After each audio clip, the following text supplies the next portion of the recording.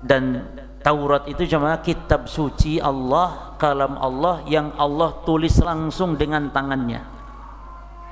Jadi kalau Taurat itu tidak seperti Quran. Kalau Quran itu turunnya Quran per jamaah 23 tahun.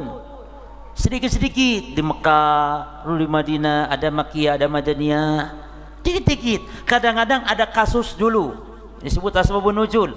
Ada kasus dulu baru Allah turunkan Quran. Ada perempuan yang ngadu sama Rasul tentang suaminya yang ngomong kamu haram bagikan punggung ibuku, mendihar istri, maka turun Al-Quran gara-gara kasus sahabat.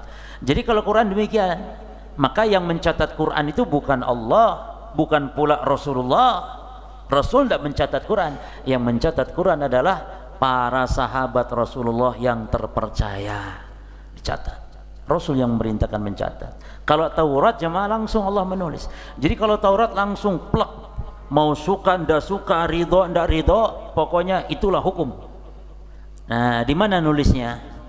Alwah namanya. Jadi Taurat itu disebut alwah.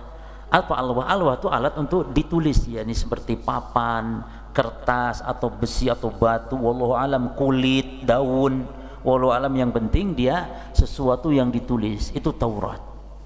Ya, sebagian ulama mengatakan dia batu, jadi sebongkah batu yang terdapat hukum-hukum. Sebagian mengatakan kulit, kertas, sebagian mengatakan ala kulli hal, Taurat itu kitab yang ditulis langsung oleh Allah Subhanahu wa taala. Fadhal.